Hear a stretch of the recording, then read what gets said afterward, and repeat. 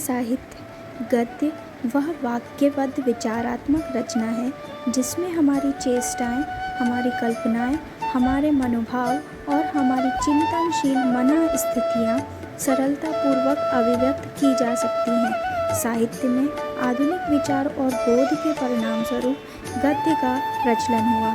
पारंपरिक समाज के टूटने और नए समाज के गठन के कारण नई साहित्यिक विधाओं का प्रचलन अनिवार्य था।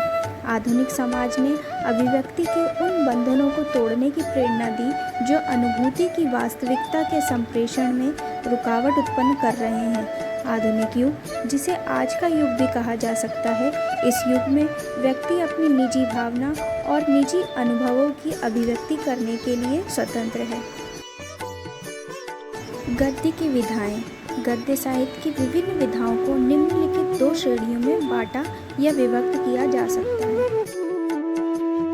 गद्य की प्रमुख विधाएं।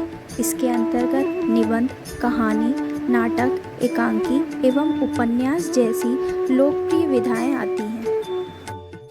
निबंध वह रचना है जिसमें किसी गहन विषय पर विस्तार से विचार किया जाता है।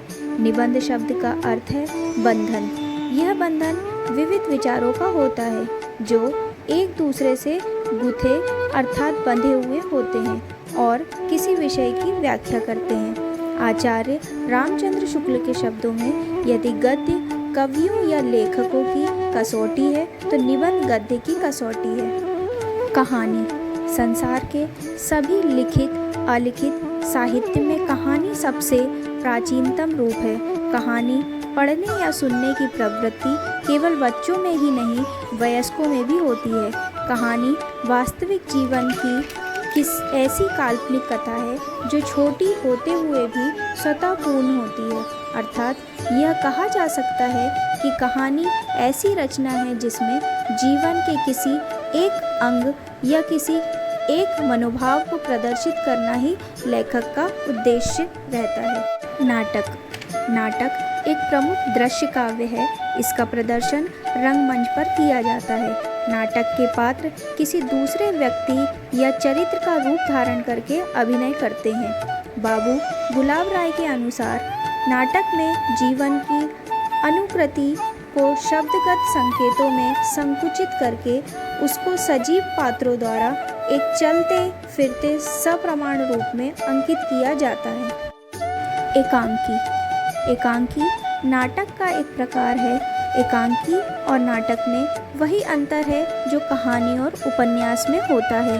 डॉक्टर नगेंद्र के अनुसार एकांकी में हमें जीवन का क्रमबद्ध विवेचन मिलकर उसके एक पहलू, एक महत्वपूर्ण घटना, एक विशेष परिस्थिति अथवा एक उद्दीप्त क्षण का चित्रण मिलेगा। अतः उसके लिए एकता अनिवार्य है। उपन्यास शब्द 2 शब्दों से मिलकर बना है जिसका अर्थ है उप प्लस न्यास अर्थात पास रखा हुआ। उपन्यास गद्य की एक महत्वपूर्ण विधा है। उपन्यास एक बृहद अर्थात बड़े आकार का आख्यान या वृत्तांत है जिसके अंतर्गत वास्तविक जीवन के पात्रों और कार्यों का चित्रण किया जाता है। गद्य की गौण विधाएं। हिंदी गद्य ने पुराने रूपों में परिवर्तन कर नए रूपों को अपनाया जिसमें रिपोर्टाज, संस्मरण, जीवनी, आत्मकथा, आलोचना, रेखाचित्र, यात्रा वृत्त, यात्रा साहित्य, गद्य काव्य, भेंट वार्ता, डायरी, पत्र साहित्य एवं लोक साहित्य जैसी विधाएं सम्मिलित हैं। रिपोर्टाज विधा पत्रकारिता क्षेत्र की विधा है।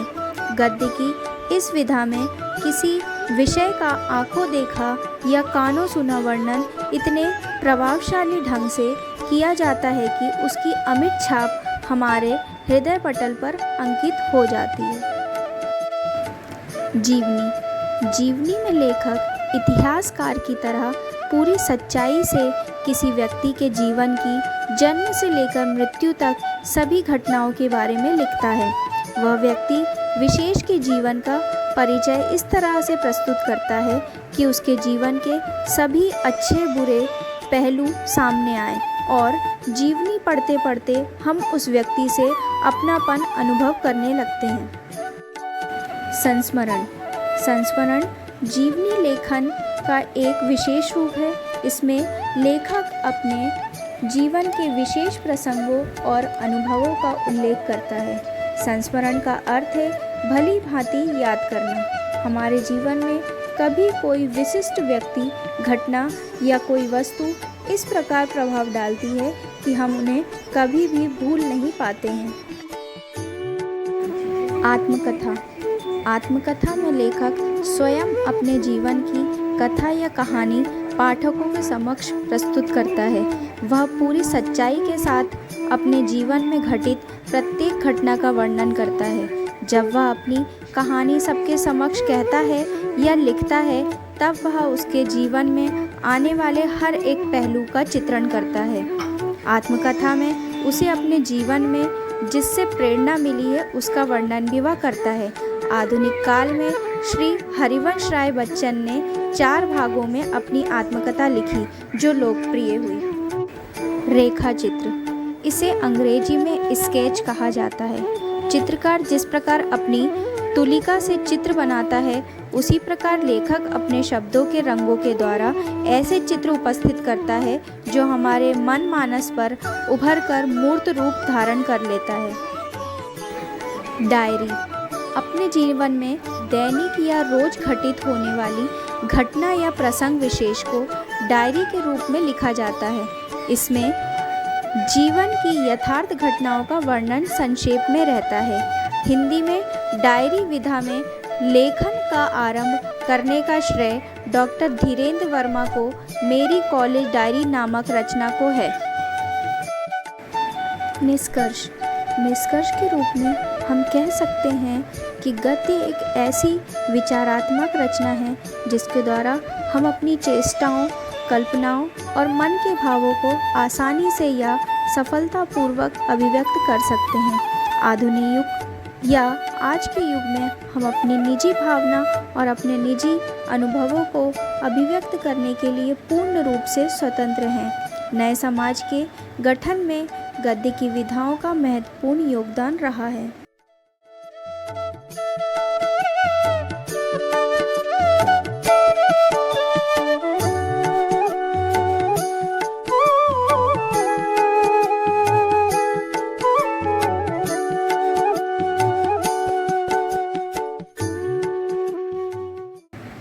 प्रतिपुष्टि।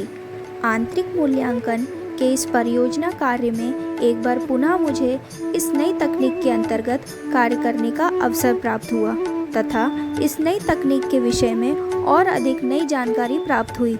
मैं प्रोफेसर ललिता रामेश्वर मैम को सहृदय से धन्यवाद देती हूँ। उन्होंने मुझे इस परियोजना पर कार्य करने के लिए प्रेरित किया व मार्गदर्शन दिया। आभार। मैं मीनाक्षी वर्मा, एमए द्वितीय सेमेस्टर की छात्रा, हमारी professor doctor Lalita Rameshwar ma'am का सहृदय से आभार प्रकट करती हूँ कि उन्होंने द्वितीय सेमेस्टर में एक बार पुनः इस कार्य परियोजना पर विशेष बल दिया और हमें इस नई तकनीक को और अधिक गहनता से सीखने का अवसर दिया। इसके द्वारा मुझे तकनीकी क्षेत्र में बहुत कुछ सीखने को मिला। इन सब का श्रेय मैं हमारी professor doctor Lalita Rameshwar ma'am को देना चाहूँगी और मैम को सहृदय से धन्यवाद देती हूँ।